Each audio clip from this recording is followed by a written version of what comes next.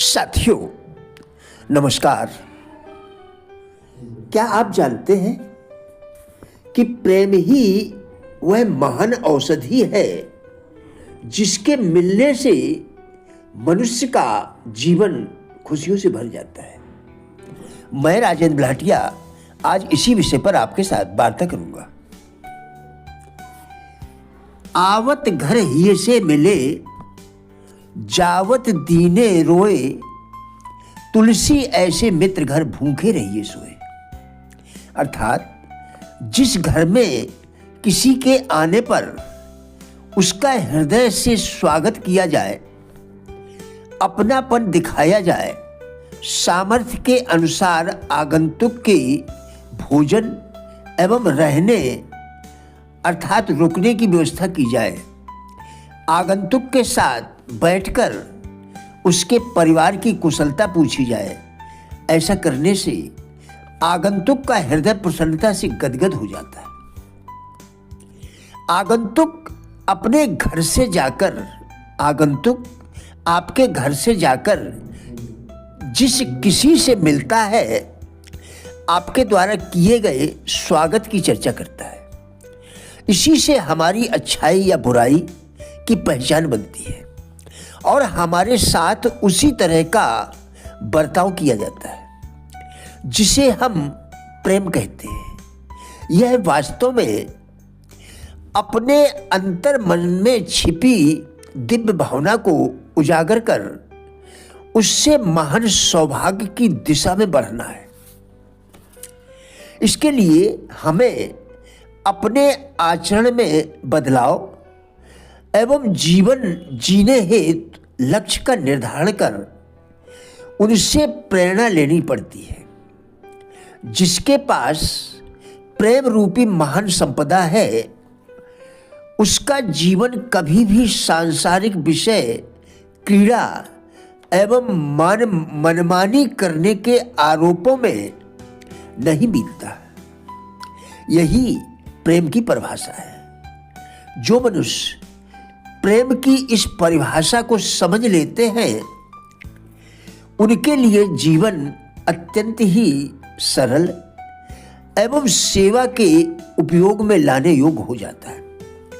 अन्यथा प्रेम के गलत अर्थों को स्वीकार कर हम अंतरात्मा के पतन एवं समाज में भ्रांति यानी भ्रम की धारणाओं के प्रसार में ही भूमिका निभाते रहते हैं।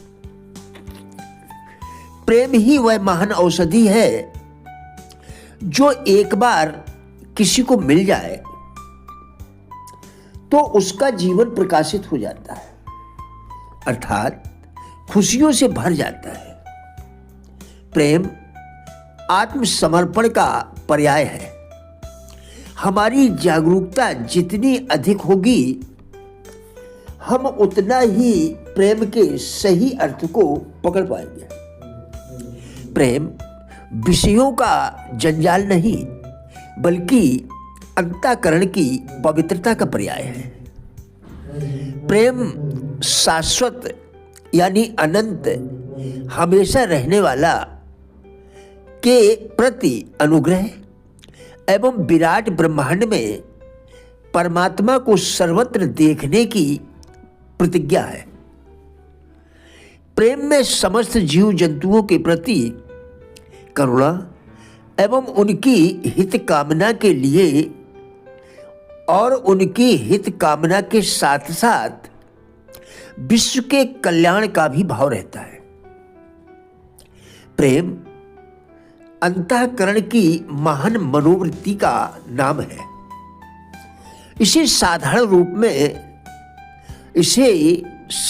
रूप से मनुष्य कुछ भी समझ ले, परंतु प्रेम होता अपनी आत्मा के स्वाभिमान से एवं उसके उन्नति परिष्कार अर्थात सुरुचिपूर्ण ढंग से एवं स्वच्छ बनाने के क्रम से ही।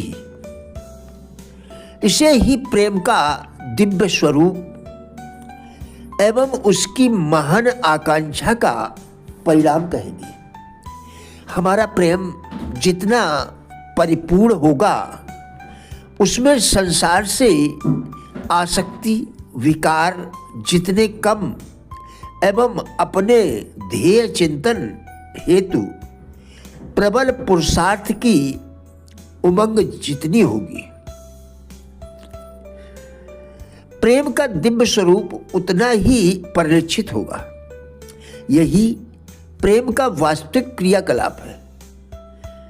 कहा गया है कि रहमन धागा प्रेम का, मत तोड़ो चटकाए, टूटे ते फिर न जुरे, जुरे गांठ पड़ जाए।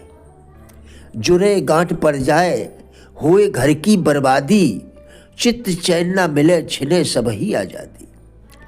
प्रेम में हो जाने की किंवदंती तो आपने सुनी ही होगी। प्रेम अमूल्य निधि है। अपने परिवार में प्रेम, सामंजस्य एवं विश्वास बढ़ाने के लिए निम्नांकित सुझावों पर अमल करके देखें। सबसे पहले अपने मन में किसी दूसरे सदस्य के प्रति कोई डर हो तो उसे निकाल फेंके, क्योंकि अधिकांश डर गलत फहमी से ही होते हैं। यदि आपके प्रति किसी सदस्य के मन में कोई गलत फहमी है या होती जा रही है, तो बजाय उससे दूर रहने के उससे खुलकर बात करें एवं गलत फहमी दूर करने का हर संभव प्रयास करें। आपके मन में किसी के प्रति कोई संशय या कोई ऐसी बात हो जो कि आपको उस सदस्य से दूर कर सकती है, तो उस सदस्य को विनम्र शब्दों एवं उपयुक्त अवसर पर बताकर अपने संशय यानी गलत फहमी को दूर करने का प्रयास करें। आपस में एक दूसरे पर विश्वास करें। कभी यह मत सोचें कि दूसरे के किसी काम से मेरा अहित हो जाएगा। प्रेमचंद के अनुसार विश्वास प्रेम की पहली सीढ़ी है। एक दूसरे के काम में मीन मेख न निकाले तथा किसी तीसरे व्यक्ति के सामने तो कभी भी किसी की गलती न बताए।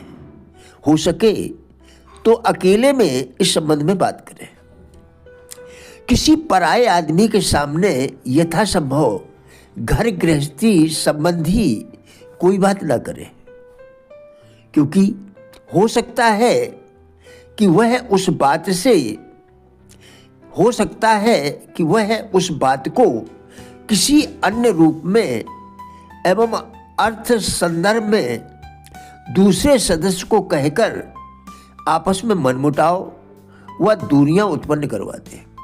इसलिए परिवार की समस्याएं, मनमुटाव एवं झगड़े आपसी बातचीत से सुलझाने का प्रयत्न करें। किसी का कोई काम पसंद ना आने पर उसे भला बुरा या अपशब्द कहने के स्थान पर उसे समझाएं, क्योंकि भला बुरा या अपशब्द कहने से वह व्यक्ति बजाय स्वयं में सुधार लाने के आपको चिढ़ाने के लिए पुनः वही काम दोहरा सकता है। फलस्वरूप झगड़े की नौबत भी आ सकती है।